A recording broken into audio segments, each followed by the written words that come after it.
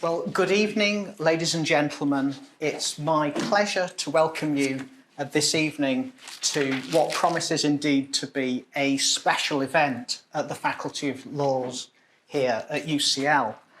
I'm Professor Paul Mitchell. I'm sort of hosting the event this evening. Just in order to kind of clarify any misconceptions, I am not the provost. The provost was advertised as hosting the event. I'm afraid the provost can't join us this evening.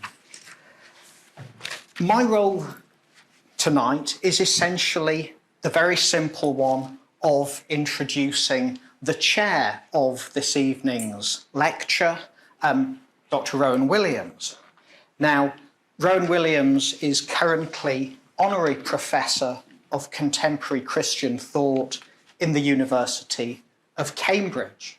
But as I'm sure many of you will know, he has had an absolutely extraordinarily distinguished career to date.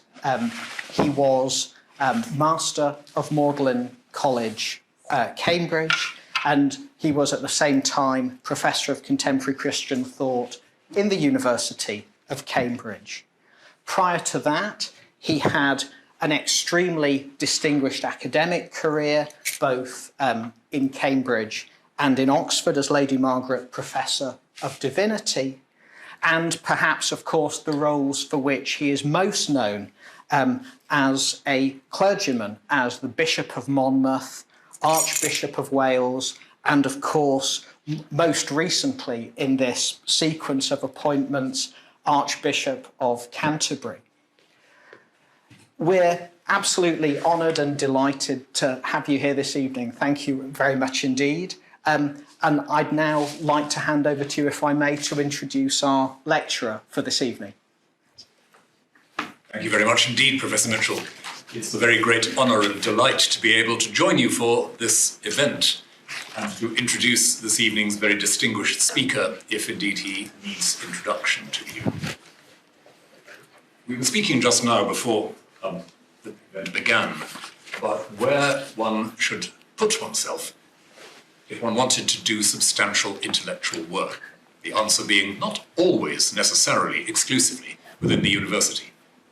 And I think tonight's lecturer has exemplified that point very, very amply over the years. Someone who, in addition to legal scholarship and legal activity at a very, very high level, has contributed to cultural studies, to the philosophy of law, to our understanding of various literary traditions, and has continued to be an intellectual presence in this context, UCL, in the wider context of the United Kingdom, an intellectual presence of a kind for which we all are profoundly grateful. The subject that he is addressing tonight is, to put it mildly, a neuralgic one.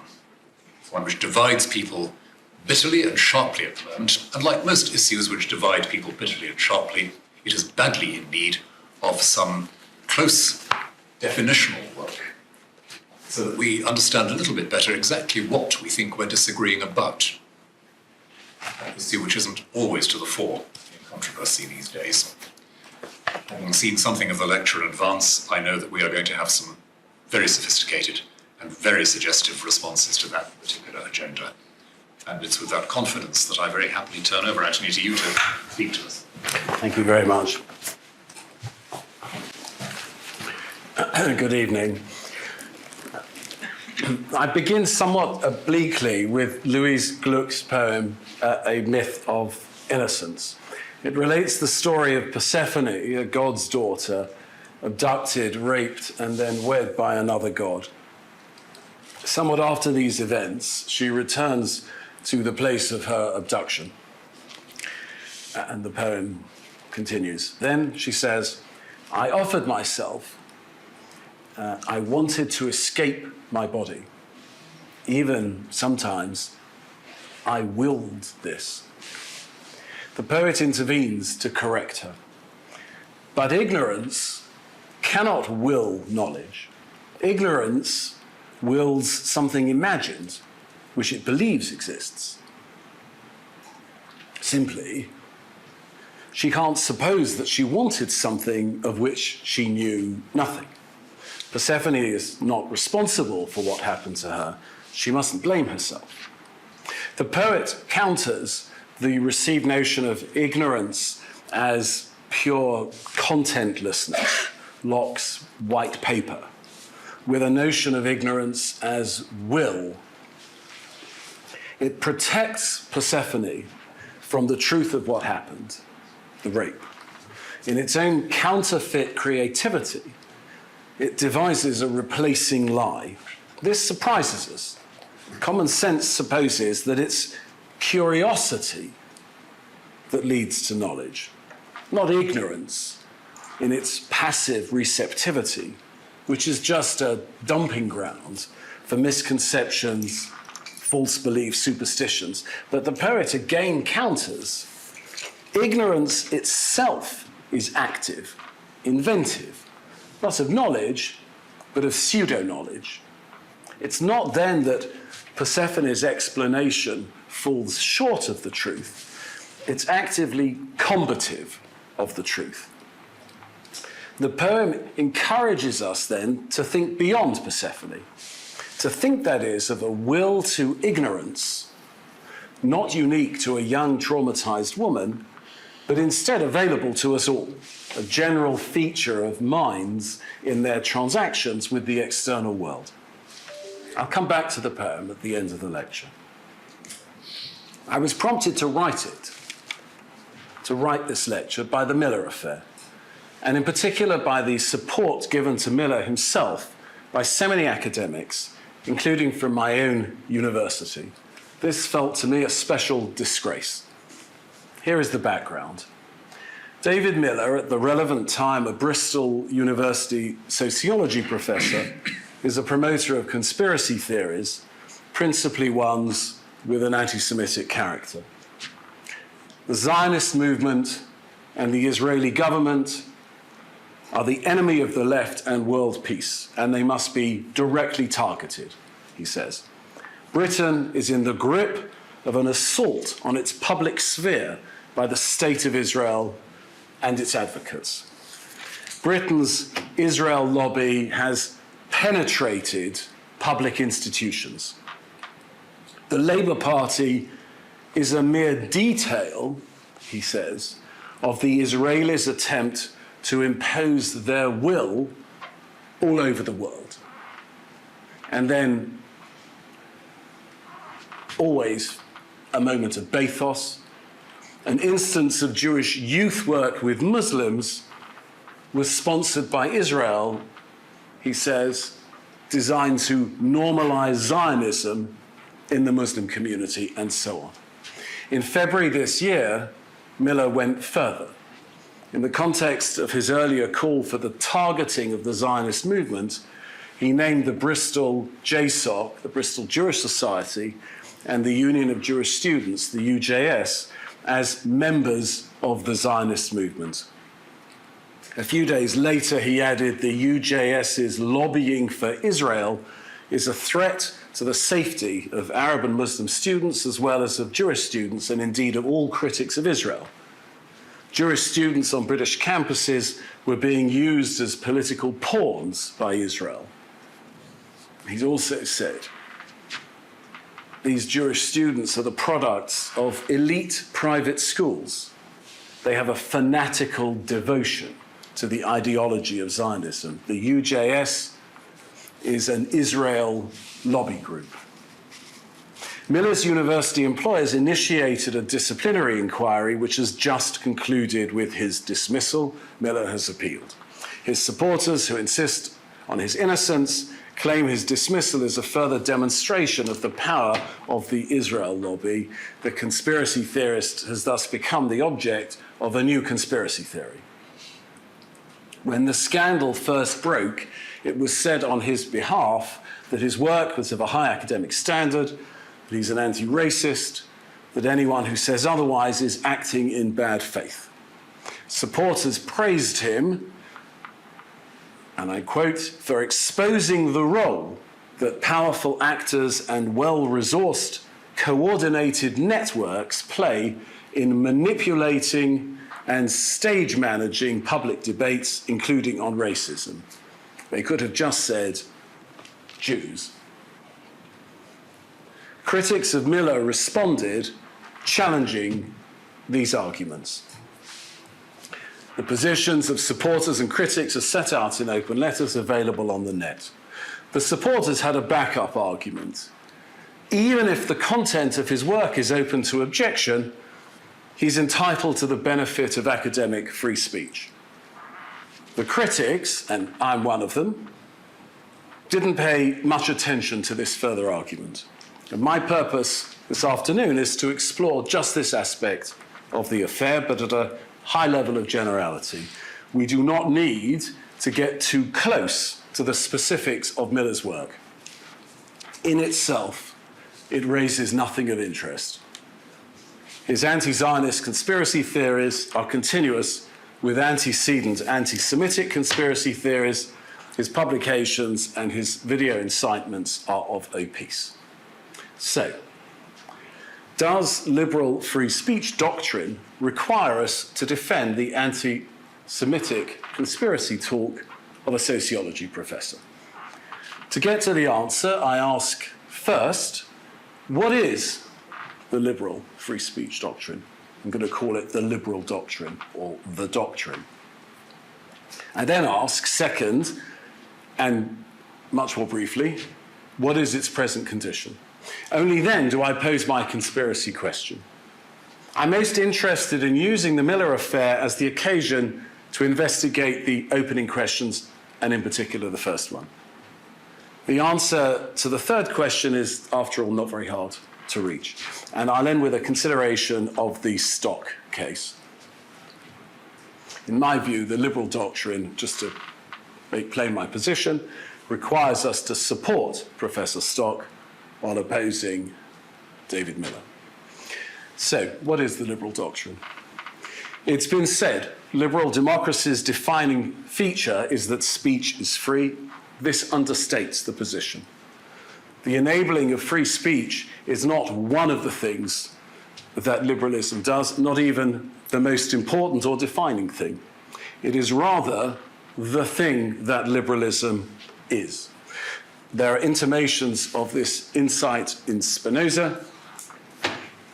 The state's purpose, he writes, is to allow people to enjoy the free use of reason. And further insights to similar effect in the great thinkers of the Scottish Enlightenment, Ferguson, Smith, and so on. The liberal doctrine, that is liberalism, sustains the diverse discourses constitutive of liberal democracies: political, religious, commercial, academic, medical, scientific, and so on. This doctrine has two critical qualities. First, it is systematic, and therefore attentive to the differentia specifica of each discourse. It does not muddle, for example, academic free speech with political free speech. It relates religious free speech to liberty of conscience and freedom of association. It relates political free speech to press freedom and electoral matters. It relates what I will call law free speech, rules about legal processes, how cases should be pleaded, what can be said in court and by whom and so on, to another foundational liberal value, the rule of law. The principle of differentiation affirms liberalism's humanistic respect for the diversely creative linguistic engagements of human beings with each other. To each discourse, then, its distinct freedom. Second of the two critical qualities, the doctrine is emancipatory. It stands against prejudice, superstition, everything that is merely given and stale. Emancipation has a strong combative edge. One emancipates oneself from constraining forces. In the circumstances of its origins and in the conception of a society that it supports, the liberal doctrine combats what I will term counter discourses. Discourses, ways of thinking and speaking that in their irrationality are damaging to liberal societies and or to the members of those societies. Let me separate out these two aspects, recasting them as principles: the system principle and the emancipation principle. The system principle addresses the constituted discourses, identifying their institutions and actors, and the rules that govern their utterance. The emancipation principle operates to counter all other discourses or pretender discourses, the counter discourses. For example, the pseudosciences. The liberal doctrine of free speech, therefore, both defends freedom of speech, the system principle, and promotes free speaking, the emancipation principle. Let me express this in a simple equation. System principle plus emancipation principle equals liberal doctrine of free speech. The system principle has three moments. It takes the lump of discourses in society, it disaggregates them, separates them out functionally, it populates them with their own distinct institutions and actors, and then regulates them, choosing, where possible, self-regulation over external regulation. Disaggregation, then, the first moment. In liberal thinking, it's only at a very abstract level, only at the starting point of an inquiry or as a slogan, that undifferentiated speech or speech in general is defended. The disaggregation move is made very quickly thereafter. It finds its place among a family of practices, scientific method, political economy, jurisprudence, that together constitute the liberal democratic condition in its distinctive form of existence. It's also responsive to those processes of functional differentiation that modernity itself introduced. In that sense, modernization and liberalism are partners. The disaggregation is never perfect. Discourse is under attack, but unrecognized by the liberal doctrine, may have to take refuge with a doctrine that is recognized. For example, instances of art speech, artworks, often are forced to claim the rights associated with political speech. Some discourses enjoy significant legal identity, while others do not. Academic free speech, I think, is in this second category. The boundaries of these discourses, the number, the continued existence, indeed, of them, all are contentious questions. It's common for people insensitive to the system principle, that is, to the distinct free speech properties of distinct discourses, to talk in a general way about their right to free speech, often in contexts where it makes little sense for them to do so. Moment two, populating. Each discourse in the liberal doctrine has its own actors and institutions: elected officials, central and local government officials, citizens, manufacturers and retailers, employees and consumers, clerics and congregants, professors, university administrators and students, institutions, deliberative legislative assemblies, ministries and departments, corporations and trade unions, factories, stores and offices, churches, mosques, temples, synagogues, universities. These actors and institutions operate within the distinct discourses in their own ways and are subject to their own distinct constraints. Moment three, regulating. While every discourse is regulated, then no two discourses are regulated in the same way. Another early liberal insight attributed to Adam Smith and to Hegel. Both thinkers conceptualize a society in which different social spheres function according to different principles, and I'm drawing here on Lisa Herzog's thinking. Smith's famous quotation about the self-interest of the butcher, the brewer, or the baker is preceded, she points out, by the argument that men in civilized society need to cooperate with a much greater number of people than they can win as friends. Different forms of behavior, different logics of agency are appropriate in different spheres. The great challenge for a differentiated society is how to draw and then secure the boundaries between the spheres. People must know which logic of agency is appropriate for which sphere. Within each such logic, within each discourse, then, there is a regulatory moment, one that enforces speech rights and prohibits certain kinds of speech. Obvious instances in commercial speech, fraudulent advertising, in political speech, defamation.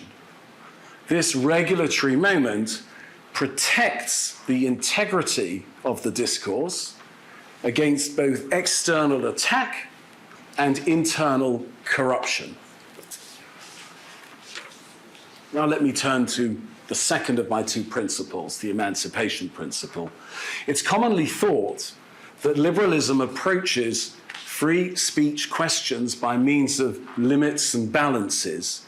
It limits certain discourses, it balances speech interests against other interests. And this is true, but it's not the whole story.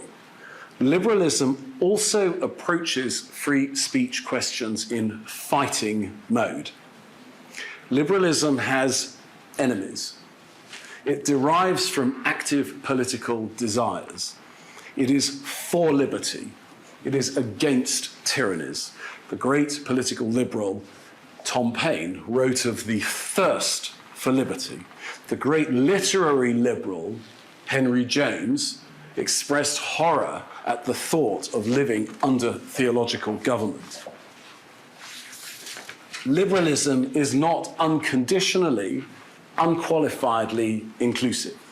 It takes pleasure in contention. It is engaged in contests with illiberals. While it holds peace to be a value, it is not itself peaceful. It is reconciled to the permanence of conflict. Indeed, this permanence is liberalism's foundational insight. And liberalism holds its own principles and practices superior to illiberal ones. There is a great energy of contest in the foundational formulations of freedom of speech. We all perhaps think of Milton here, but I want to consider Kant, Immanuel Kant, and specifically his great essay, What is Enlightenment? Let me pick out some arguments that bear, let me pick out some sentences that bear on my argument. Emancipation, Kant writes, is man's release from his self-incurred tutelage. Tutelage is man's inability to make use of his understanding without direction from another. Self-incurred is this tutelage when its cause lies not in lack of reason, but in lack of resolution and courage to use it without direction from another. Sapere aude, have courage to use your own reason. That is the motto of enlightenment, the motto of emancipation. It is so easy not to be of age, Kant says. If I have a book which understands for me, a pastor who has a conscience for me, I need not trouble myself. I need not think if I can only pay. Others will undertake the irksome work for me. For any single individual to work himself out of the life under tutelage, which has become almost his nature, is very difficult, Kant thinks. For this enlightenment, however, nothing is required but freedom, the freedom to make public use of one's reason. And then, right at the end of the essay, Kant makes the critical formulation. He says we have a vocation for free thinking. This is a somewhat gnomic statement. It's not surprising that it's therefore been commonly taken to be a call for free speech in the conventional sense. But Kant made his quite different point rather more clearly 2 years later in a short piece, What Does It Mean to Orient Oneself in Language? There he drew out three aspects of freedom of thought. Its communal aspect, freedom of thought must include the freedom to communicate our thoughts in public. Its uncoerced aspect, thought is not free if some among us are able to set themselves up as the guardian of others, so far, so commonplace. But then, thirdly, its autonomous aspect, freedom of thought signifies the subjection of reason to no laws other than those which it imposes on itself. If the speech itself is lawless, by which Kant means violating reason's own laws, then freedom in the true sense of the word is thrown away. He develops this third aspect in his critique of judgment. Among the maxims he urges upon us, this is the first: to think for oneself. This, he writes, is the maxim of a never passive reason, to be given to such passivity and so to what he calls heteronomy of reason is called prejudice. And the greatest of all prejudices is superstition. Emancipation from superstition is called enlightenment. This is an early formulation of what I have called the emancipation principle. Kant is not making the argument for freedom of thought in the sense of people having the right to think or say what they want. He is challenging us to reflect on what true free thought and therefore free speech might be. Most people who call for freedom of speech do not themselves speak freely in this sense. Indeed, precisely when they call for freedom of speech, rarely are they speaking freely, not in this strong emancipatory sense. They recycle cliches, they appropriate slogans opportunistically, they are not themselves inward with the demands that free speech makes upon them. The emancipation principle is conditioned by both optimism and militancy, which I hear in Thomas Jefferson, for example. The optimism strikes what is a familiar note for liberals. He writes, if there be any among us who wish to dissolve the Union, let them stand undisturbed as monuments of the safety with which error may be tolerated where reason is free to combat it. But alongside this optimism stands a resolute militancy. I have sworn, he writes, upon the altar of God, eternal hostility against every form of tyranny over the mind of man. Now let me apply these two principles, the system and the emancipation, to academic free speech. Ask the question, what is the liberal academic free speech doctrine? Liberalism is deeply engaged with academic discourse. Among its first formulations were academic formulations. From generation to generation, professors have formulated and reformulated liberalism. The university brings to liberalism its own enriching heritage. Its values are liberal values: autonomy, priority of inquiry over authority, loyalty to the truth over attachment to received ideas, a ready coexistence with other public institutions. An understanding of academic speech and of an education system as constitutive elements in a liberal political order leads not, however, to the assimilation of academic free speech, academic speech to political speech, but instead to a patient exploration of academic speech's distinct mode of existence. In respect of the system principle, I adopt this fellow lawyer's formulation. Courts, he writes, fail to recognize that universities are fundamentally different from business corporations, government agencies, or churches. The system principle regulates by reference to criteria, that is, that are both more exacting and more permissive than in other discourses. More exacting, it has standards. It has no concern with diversity of representation of opinion as such. It is severe in its judgments. More permissive, it stands for an ideal of unboundaried inquiry. The regulation is self-regulation. The only legitimate state intervention is to support self-regulation or to hold the university to its own standards. And what of the emancipation principle in the context of academic speech? Academic speech's first enemy was theology in its dogmatic formulations. In his Conflict of the Faculties, Kant, took a stand against what he described as the invasions into the university of obscurantism.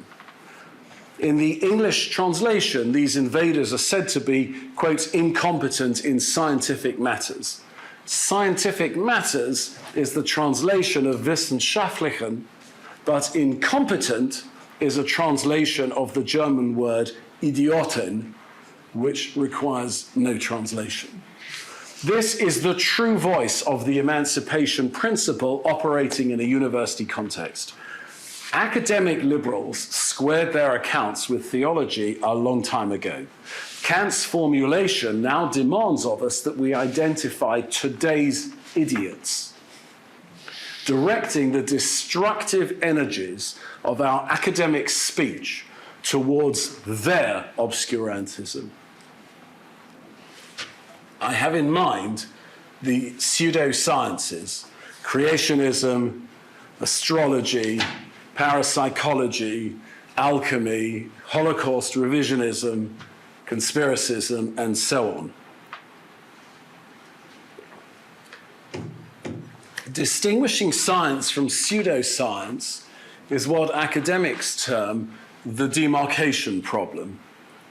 And though there are complicated arguments about what count as demarcation criteria, everyone agrees that the pseudosciences are not to be muddled with merely bad science, sloppy protocols, falsified results, and so on. Demarcationists, stalwarts of the emancipation principle, do liberalism's work in excluding from science's precincts the unfree speech of the pseudosciences. They commit themselves in their own domain to Jefferson's eternal hostility against every form of tyranny over the mind of man. And what of the relation between academic free speech and political free speech? The two are often elided. Academic speech can be incorporated into political speech.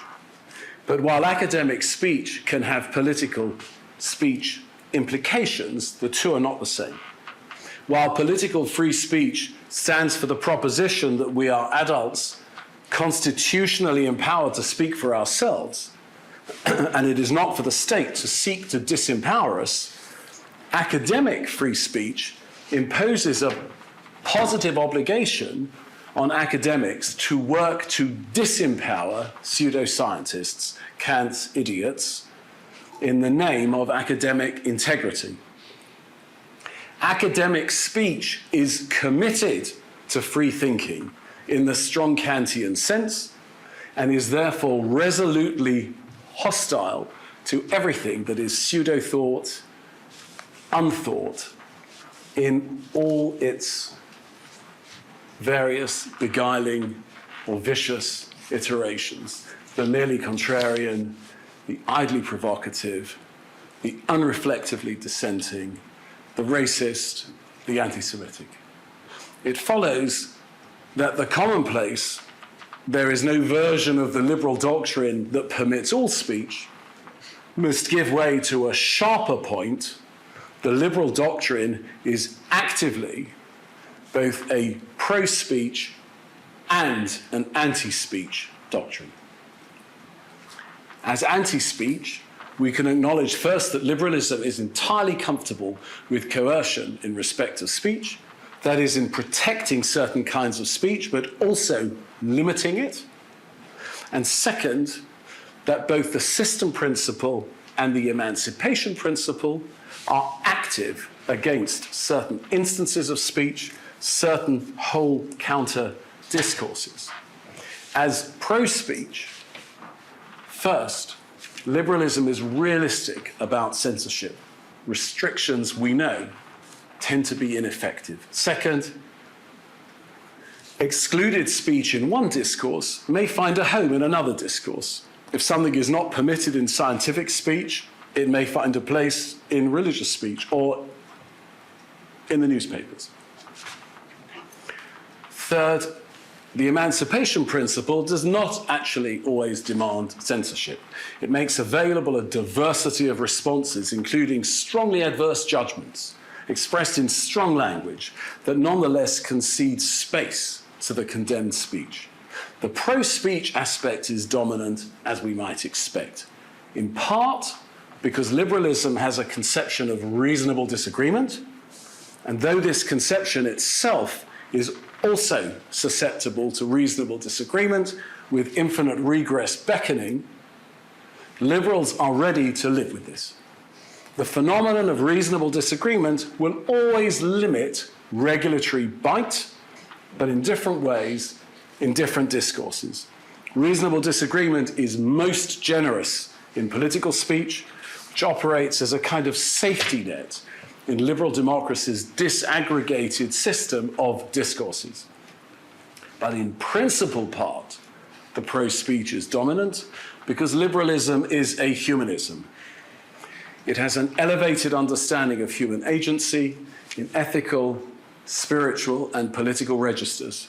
It contends for a conception of society as something fabricated by human beings for their own benefit, in full consciousness, both of its purpose and of the enemies of that purpose. Question 2. What is the present condition of this liberal doctrine? It continues to be articulated in all the major discursive forms, in treatises, in manifestos and pamphlets, public speeches, open letters, in constitutional provisions, laws and court decisions, and in literary forms. It is also a received understanding in public discourse.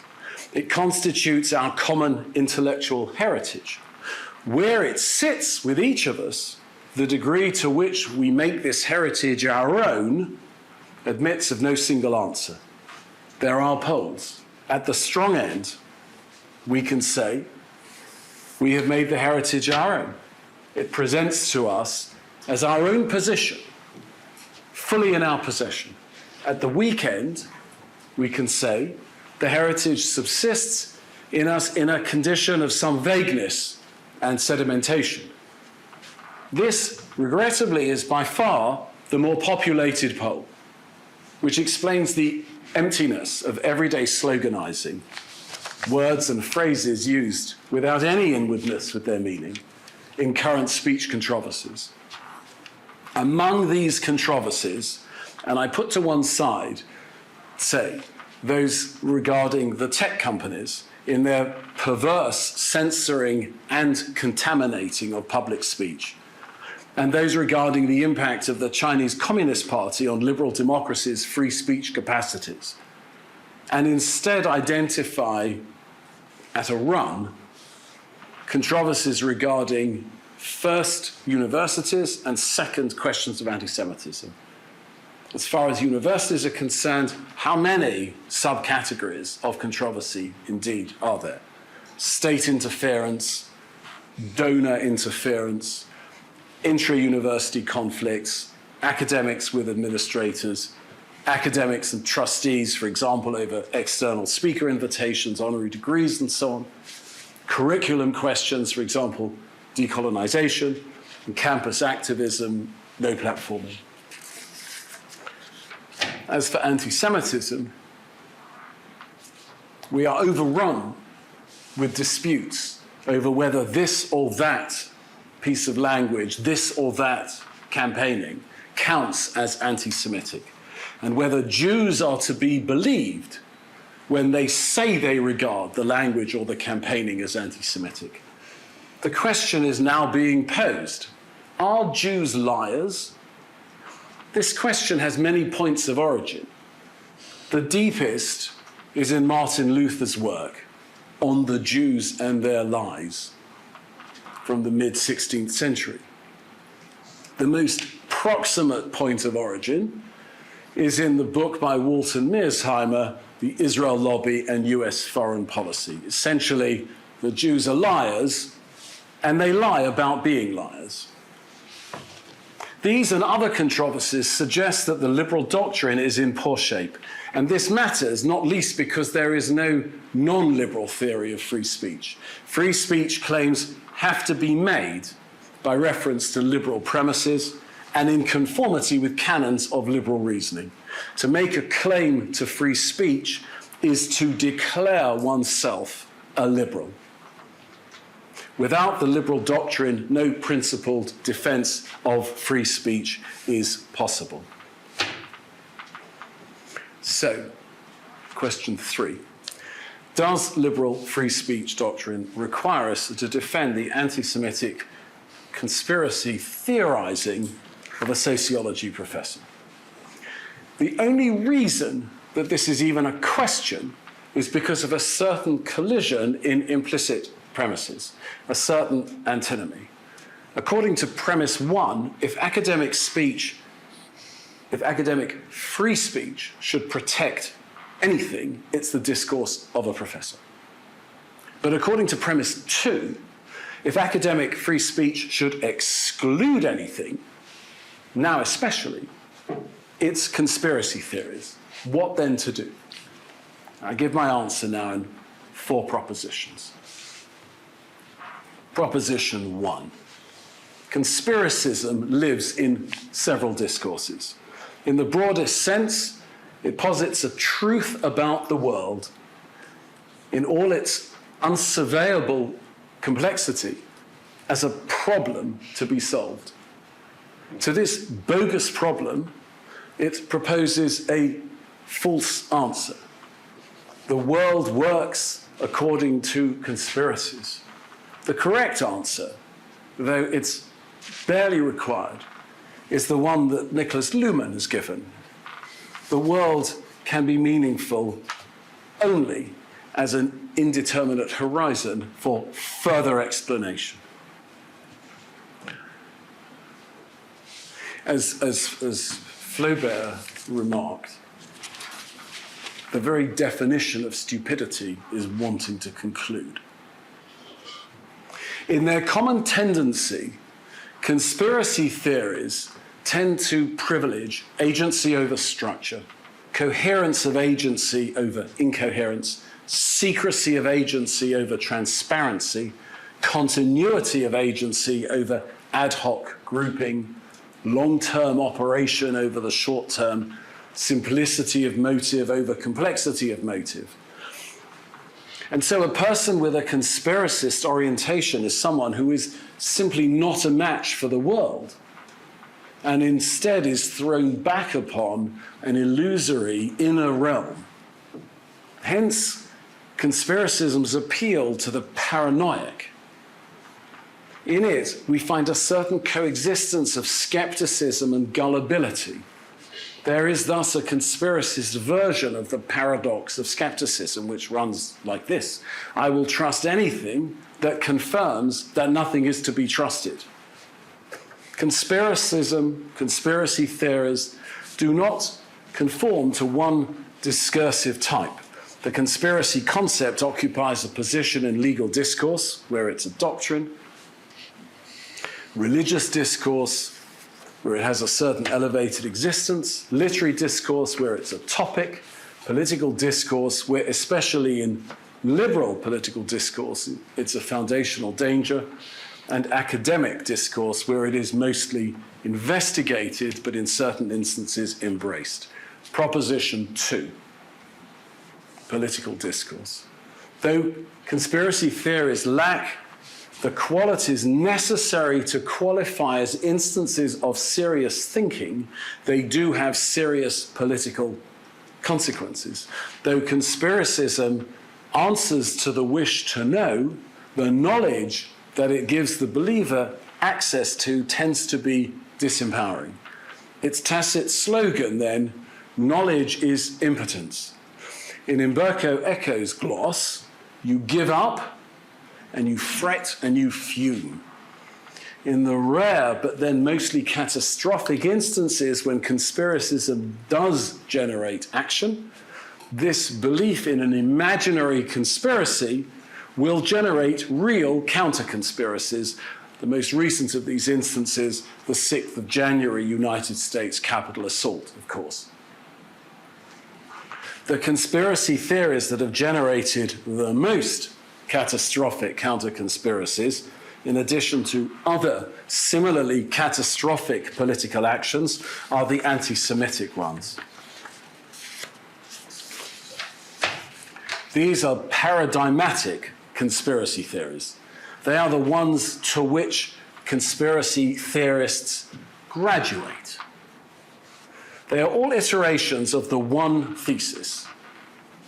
The Jews are a malign collective acting in their own interests and to the detriment of the non-Jewish world. That is to say, anti-Semitism itself is one giant meta-conspiracy theory, one of the ways in which it differs from other racisms. It marks the meeting point of left and right conspiracy theories. Anti-Semitic conspiracy theories are both inventive and repetitious. Though they ingeniously attach themselves to passing scandals, they possess a strong shared identity. They make the magician's move. There is always a Jewish rabbit to be pulled out of the hat. The rabbit, of course, will have different names. Reviewing these names across the centuries, we find an assembly of rabbis and lay leaders in Narbonne, the governing body of the Minsk Jewish community, various European Jewish philanthropic organizations, world leaders, the Elders of Zion, the members of the First Zionist Congress, 1897, the Rothschild banking families, of course, a New York charity, Israel, the Jewish state. To this list, David Miller adds the Bristol JSOC. We spend so much time exposing the viciousness and untruthfulness of all this, we tend to overlook how exceptionally feeble it is and what stupidity on the part of its adherents it reveals. It's a stupidity which is willful. Proposition 3. Conspiracy theories, including anti-Semitic conspiracy theories in the academy, comprise both pseudo and counter-academic discourse. In the academy, conspiracy theories, as I've said, are generally an object of investigation. Psychologists study the mechanisms of cognitive bias. Historians study the influence of conspiracy theories on political events. Sociologists contrast their own disciplinary methods with the pseudo-disciplinary practices of conspiracists. But conspiracism is also embraced, and its presence in the academy surprised Eco. His solution to his surprise was a discreet silence, but we don't have, or at any rate, I have not taken such an option with Miller. How should we characterize this academic embrace? Perhaps as a double disordering of academic discourse.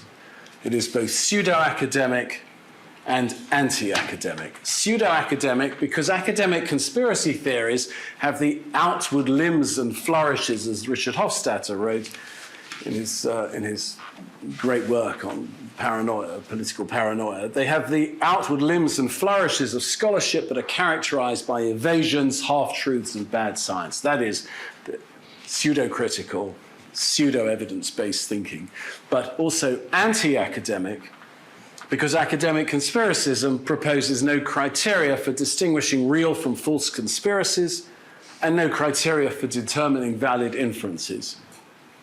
It is a defection from reason. The embracing of conspiracy theories is the most radical of repudiations of the academic vocation, of what it is to be a thinking, reflective person, of what it is to think freely. And Miller is our example.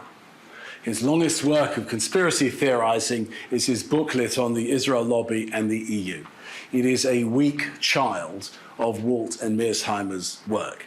Its thesis is no more than that Jews support Israel, and a few of the wealthier among them contribute money to bodies that advocate for Israel's interests in Europe. He does not argue the Walt and Mearsheimer thesis that these bodies are especially effective, still less that they're able to influence the EU to act against its own interest in any serious way. There is a minor character in Shakespeare's play Henry IV, Part 2. Francis Feeble, a woman's tailor and a country soldier. Falstaff praises him, most forcible feeble. So let me ask, what is feeble in Miller and what is forcible? The feeble, everything that should matter to an academic, methodology, research, evidence, history. What is forcible? Everything that an academic should shun. Extravagant claims unmoored from evidence. The anti-Semitic premises of his work. And the verbal assaults on Jewish students. But of course, the feebleness of the analysis does not matter to people who are already convinced of the malign existence of the Jewish lobby. Miller is not called upon to prove anything, still less anything new. Just to write or speak the word lobby is enough. The sought-after effect is achieved. This is writing as evocation. And that's why it misses the point to complain that, as seems likely, many of the signatories of the pro-Miller letter hadn't actually read any of his stuff. All they needed to know was that he wrote about the Israel lobby. Proposition 4. Academics have a duty to combat professorial conspiracy theorizing. We academics, we have duties like everyone else. And one of them is never to act other than as a human being when an academic. One may never separate oneself from human values when complying with academic values. But what of those further values? Susan Handelman, in her study of rabbis as teachers and mentors, identifies two groups of values: the academic duty to scholarship and the academic duty to teaching. And this seems right. This grouping seems right. The longer list of items that Max Weber proposed in his celebrated 1917 lecture, The Scholar's Work, can all be assigned to one or other of these groups. So, for example, as to the duty of scholarship, to conform to the laws of logic, the rules of method, and to honor the principle that the result of academic work must be worth knowing. As to the duty of teaching, not to muddle academic analysis and political activism, and to enlarge students' understanding of the world, not to restrict it. Weber speaks in these respects of the academic's conscience, and acting in conformity with that conscience, Weber says, is an ethical achievement. It was only recently that I thought that that achievement was something that would have to be hard won by each of us. I've heard it asked, how can one side with Kathleen Stock but against David Miller, as I do?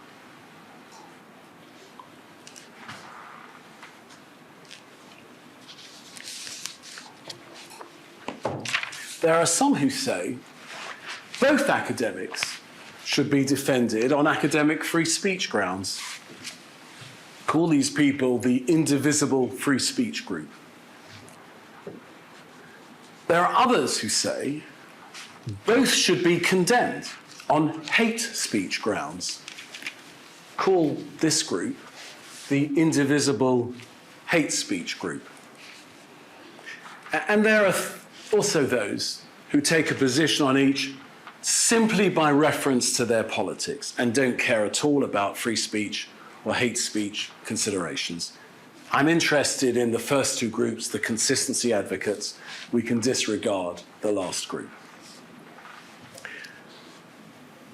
To the indivisible free speech group, I answer like this. You muddle academic free speech with political free speech. The doctrine of political free speech requires adherence to limited legal norms. The doctrine of academic free speech adds to those norms some further norms. The boundaries, therefore, of permissible academic speech are considerably narrower than the boundaries of permissible political speech. I have read Kathleen Stock's book, Material Girls, Why Reality Matters for Feminism. It is a serious work written by a serious academic. The reported accusations made against Professor Stock reflect neither the contents of the book nor positions that she has taken elsewhere, so far as I have seen. I have found nothing, however, in Miller's writing and YouTube presentations that would qualify as possessing academic substance.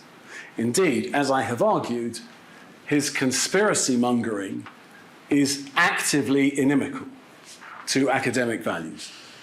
One can therefore maintain, I believe, without inconsistency, that while both Miller and Stock can claim the benefit of political free speech, only Stock can claim the benefit of academic free speech. Now consider the second group, the indivisible hate speech group. Trans people have objected to Stock. Jews have objected to Miller. How can one attend to the concerns of the one, whichever one, and disregard the concerns of the other? Surely all objected to speech should be treated alike. To which I respond, no. Not in these categorical terms. We must make assessments case by case, attending both to what the complainants say and what the complained against said to cause the complaints, and what they say in response to the complaints. In my view, the charge of hate speech, for this is what the charge is in these two cases, it should be one of last, in all such cases actually, should be one of last resort, when no other explanations make sense. It should be a reasoned charge and engage with the content of what is complained of.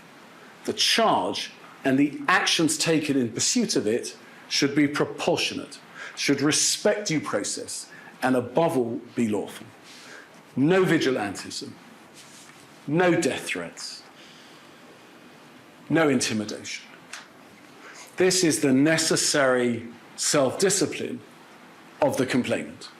I acknowledge that this self-discipline is not always easy. Sometimes it crumbles before unbearable provocation. Sometimes it must give way in favor of a resourceful defense against attack. A general condition of vulnerability, exposure to casual contempt and hostility, to a willful, malicious ignorance, uncertainties in self-definition, the inner adoption of values destructive of self-respect, all this can make the call for self-discipline inhumane in its indifference to the complainant's suffering. These are fact and context-specific considerations. The complainants should be heard, but not given the last word. They should be treated with respect, but they should not be permitted to dictate outcomes. Treated with respect means that objections should be investigated and processes of investigation should be expeditious and transparent, but assessments should be based on objective criteria. The objected to must be objectionable. Against these considerations, we can identify two extreme positions on either side, both of which I reject. Let me identify them. Position one, a radical skepticism regarding free speech as a value, informed by a privileging of identity. The skepticism combines a radical sensitivity to the harms of speech. It silences, it makes unsafe, and so on, and a strong suspicion towards the good faith of free speech defenses taken to be a cover for something oppressive. The privileging of identity means that it's for the complainant here to determine whether the discourse is objectionable. I reject that. Position two, a radical commitment, by contrast, to free speech as a value, informed by a refusal to allow any merit to objections to speech. This commitment combines a strong sensitivity to the risks to free speech, which can be chilled, silenced, debate can be shut down, with a radical indifference to the impact of the speech on the complainants, amounting to a denial of their good faith. Neither position makes very much sense. To hold both positions, the skeptical one and the committed one, in respect of different groups, makes no sense at all, though some people have contrived to do it, including some people who have published on free speech. One person, at any rate, to my knowledge. My impression is that the free speech skeptical position, position one, is found more frequently among Stock opponents than Miller opponents. My impression is that the free speech committed position, position two, is common among Miller defenders, but very rare among Stock defenders. And now back to Gluck's poem.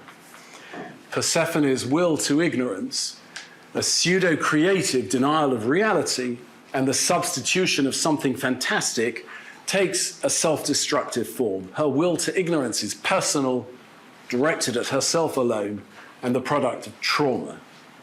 In Miller's case, the exact opposite obtains in both respects. The conspiracy thinker's will to ignorance here takes a hateful form. At first, only other people are affected, but over time this becomes unbearable to the conspiracist. He seeks the conclusive evidence of his conspiracism in his own persecution. Ratification thereafter awaits him regardless of outcome. A vindication of his innocence, either in a reversal of his dismissal, in the Miller case, a triumph of justice over the lobby, or in a rejection of his appeal, further evidence of the power of the lobby. we may term this, now borrowing from the title to Gluck's poem, a myth of Miller's innocence. Gratifications are not so readily available to the rest of us. One can always fall back on Saul Lieberman's witticism that while rubbish is rubbish, the study of rubbish can be scholarship. The remark sustained me across the years I spent writing my history of English anti-Semitism, Trials of the Diaspora, but I no longer consider it adequate. I have instead attempted something else this evening, to treat the affair, the Miller affair, as the opportunity to think about liberal free speech doctrine, the place of academic free speech in it, why academic conspiracy speech is the enemy of academic speech, of free thinking, and why it is right to support Stock and oppose Miller. And last, as an opportunity to praise Louise Gluck's admirable poem. Thank you.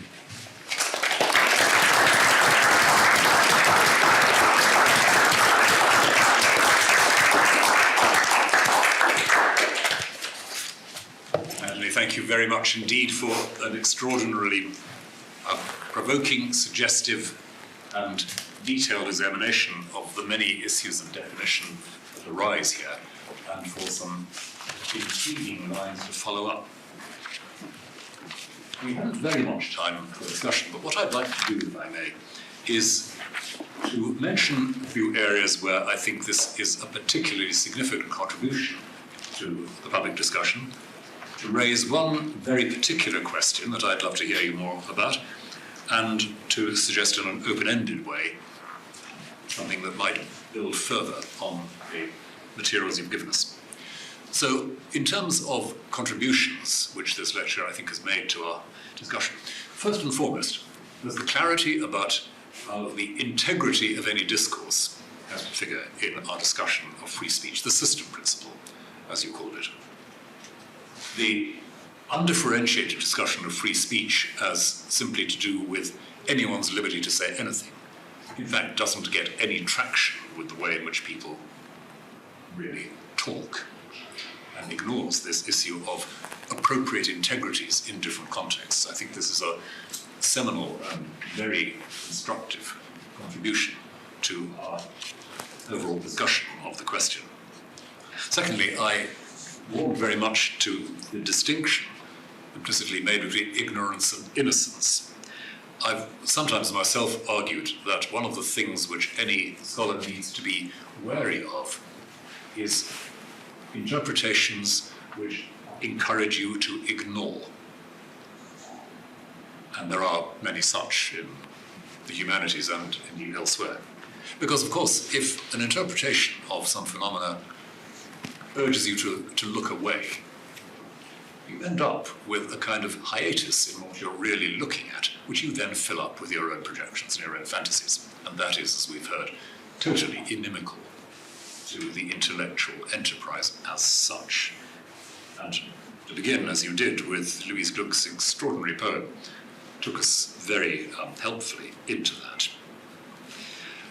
I think also what you were saying towards the end about the need for a process, understanding and engaging with complainants, which doesn't preclude, which doesn't predetermine a conclusion, but which treats the complainant with respect, that is, which invites them to make a case about specifics of threat, specifics of insecurity, is again a key element in introducing some perspective and sense into a debate which is regularly very overheated here. So, many things there which I think will help us in thinking through the issues that were raised. But let me just, and just one other thing, simply a phrase you used. One of the ways in which that is anti-Semitism, differs from other racisms is its inexorable alliance with conspiracism. That seemed to be a particularly helpful maxim to bear in mind in thinking about something that's useful. So, a particular question then, and a rather broad one. People, of course, speak within more than one discourse. Very few of us belong simply in one discourse community. I can imagine, it's not an argument I would make, I can imagine an argument being made that somebody like Miller, when writing his conspiracist material, is speaking in the context of another discourse. Is it therefore legitimate to say that he has to be judged by academic criteria? Would we, for example, to take a much, much less malign instance, would we regard a distinguished Anglo-Saxonist who happened to be a member of the Flat Earth Society as academically vulnerable in quite the same way? And there are, I think, answers to this, and to my mind, they would be along the lines of the way in which authority is regularly transferred from one context of discourse to another in a way which can corrupt both. But that's by the way. So perhaps you could say a word about that. The last point I'd want to make, as I'm opening this out a bit, you gave us a picture which I found very persuasive of what you might, forgive the jargon, call agonistic liberalism, that is, liberalism committed to struggle rather than a bland universalism. And I wonder whether it would be right, whether it would be helpful to say that part of the principle here is that liberalism is about resisting what makes argument impossible. Argument in the sense of discernment, negotiation around how you sustain a social and linguistic context in which every voice continues to be active to some degree, and in some sense a context which serves the interest and the security of all speakers. Is this about preserving the conditions of actual argument? Anyway, just a few thoughts off the cuff on what I found a very, very rich lecture. So, thank you. Can I respond by actually adopting your questions as my answers to your questions? Yes, the transfer of authority from one discourse to another is the mischief. And yes, standing up for argument against everything that threatens argument is what I understand my emancipation principle to be. Both, of course, propositions require extensive further development, but those would be my answers to those questions. and my Anglo-Saxonist flat earthist. Well, the transfer of authority on that occasion probably is somewhat attenuated. But the computer scientist who argues for Holocaust revisionism, to take a relatively recent example, I think that's much more problematical.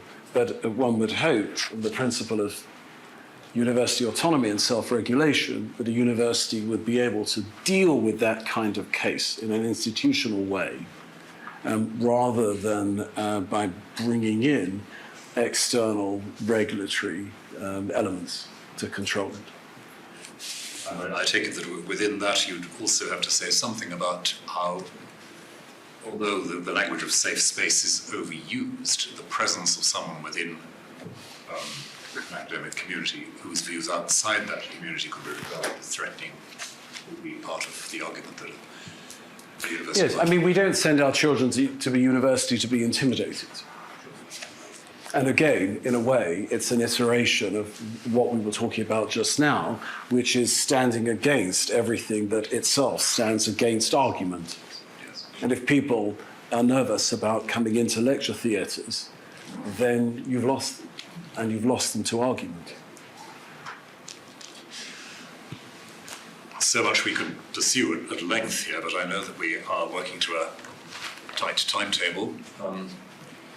So it's my great pleasure to thank you, Anthony, for an outstanding lecture, which will certainly generate a great deal more discussion and debate.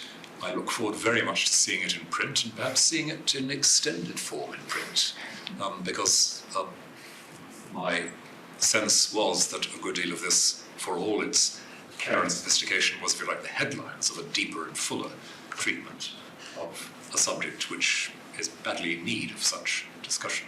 So, on behalf of everyone here tonight and our remoter audience online, thank you enormously for stretching us and nourishing us with this admirable lecture. It's been a joy to be with you this evening. Thank you. Thank you. Enjoy.